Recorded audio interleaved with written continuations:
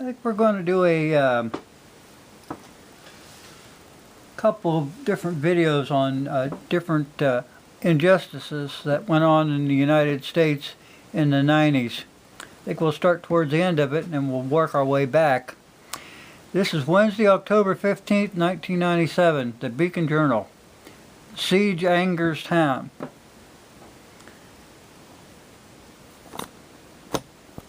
A 23-day standoff in Illinois between police, a widow, heats up in a debate about government power. And says here like the standoff became a symbol for anti-government groups. Well, yeah, there's a reason for all this, people. You can't keep pushing people around.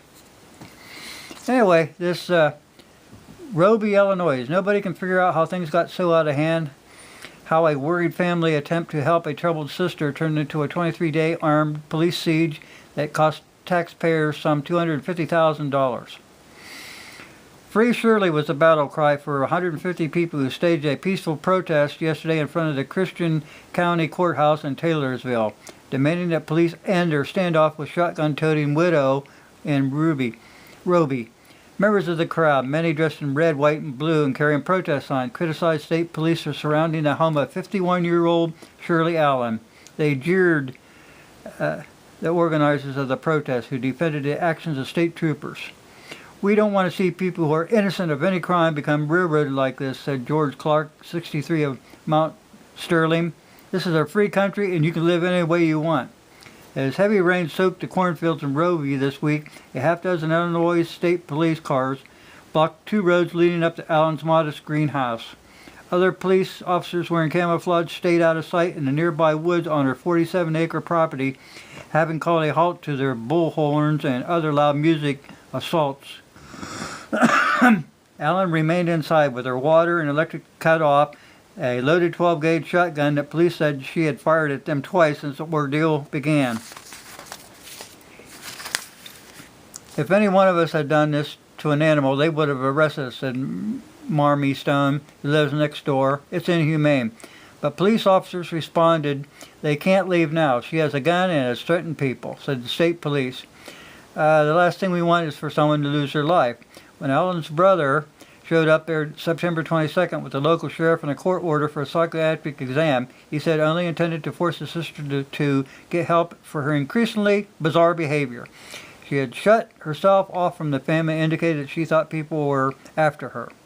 The neighbor reported seeing her crawling around on the grounds at night. Who knows what neighbors do? They want to get their name in a paper. But wielding a shotgun, she refused. For 10 days, the authorities tried to lure Allen out, who is a retired nurse, with tactics reminiscent of those used at the government blotched assault on a religious compound near Waco. Tear gas, blaring music, and shouting through a bullhorn every 15 minutes. They shot at her with beanbag bullets in an attempt to disarm her. They cut off her well pump and refused anyone to get near the house. No one knows how much food or water Allen has left. On Friday night, a woman from a neighborhood town who had never met Allen filled up her car with groceries and managed to reach Allen's house through a back road. She was arrested. The local talk show host, whose show has been dominated the siege from last week, bailed her out.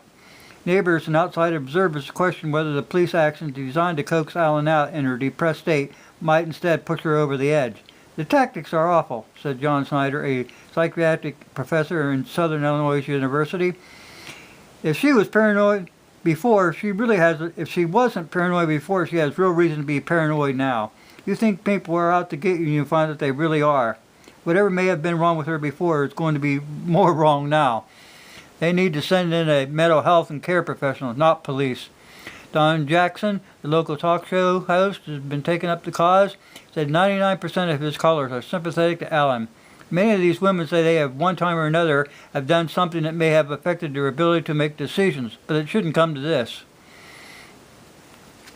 The internet, meanwhile, is buzzing with outrage. One sympathizer at the talk show urged others to call the state police to say that Mrs. Shirley Allen has an absolute constitutional right to see a physician and a psychiatrist, but do not have a preconceived notion that this person is delusional. The anti-government patriot movement, too, was paying close attention to this. This is an example of individual property rights versus the assumed right of the state to invade a person's privacy. Allen's brother, Brian Duger, described his sister as delusional. We never intended it to come to this, but the outrage of this case has generated the attitudes that people don't have all the facts. It's disgusting. On this, everyone agrees. Shirley might need help, but Allen was always considered by neighbors to be a loner, but a happy person. The center of her world was her husband John, who died in 1989 of cancer. Neighbors said the family members say there was marked change in her following the death, and sometimes she even took antidepressants. Allen's behavior continues to deteriorate. The final straw is that her brother, after Labor Day, when Allen told her elderly mother over the phone to keep her doors and windows shut. She said she's under house arrest. Let's see here. The family sought a court order from a local judge based on their testimony, granting the request to have her evaluated at a local hospital. At some point, Allen reported leveled her gun at the local sheriff, who lobbied tear gas through the window. Allen, wearing camouflage garb, was observed by police applying petroleum jelly to her face and wrapping her head in wet towels to deflect the gas. Sometimes during those early days, the police said she fired the shotgun in their direction. The local sheriff called in the Illinois State Police, who set up elaborate command posts, brought in negotiators, so on and so forth. Okay, that was them. Then, this here, she became a symbol for the anti-government groups. But this really got me. When deputies tried to drive her out with tear gas, she struck her head under the running water and used the petroleum jelly to prevent her pores from absorbing the gas. Now, Mrs. Allen here, after this was over, 23 days that old woman held these people off. Well, they found out that there was nothing wrong with her. Nothing wrong with her. They had her in the hospital for 47 days. Okay?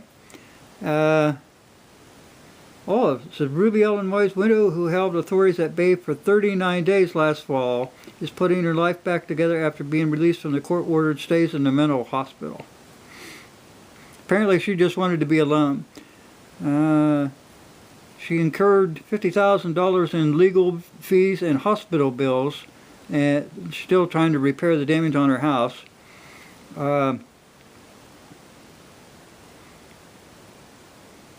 Said she's especially glad for the moral support from well-wishers. Being put in a mental hospital when you know you're not sick and knowing these people out there cared, it made all the difference in the world. A former nurse, Mrs. Allen, had some questions about the way mental health patients were being treated in Illinois. She talked to it about family friends and family members. She also questioned law enforcement officials. She began to suspect that the state health officials were spying on her.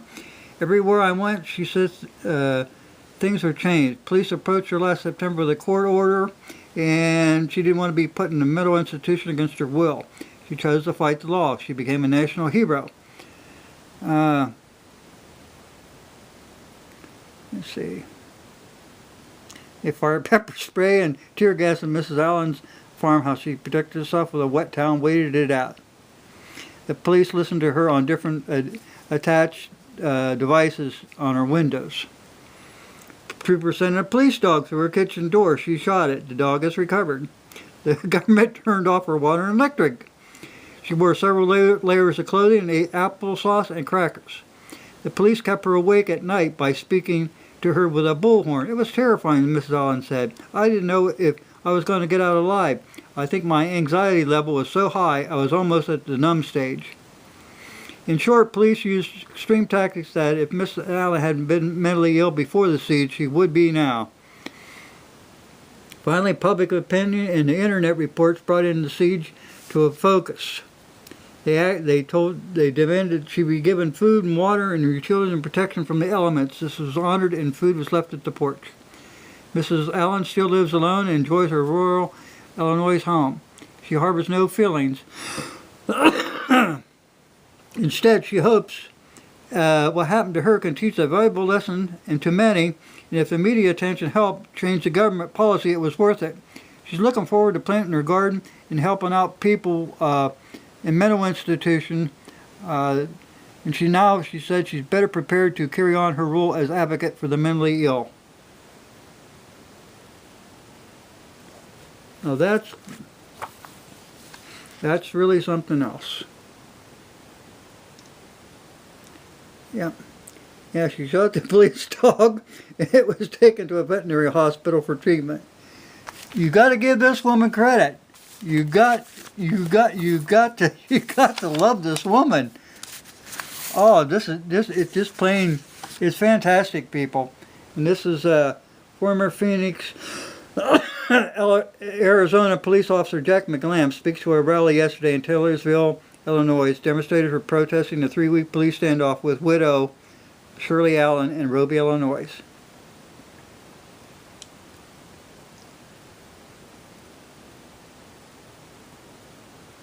Yes, sir.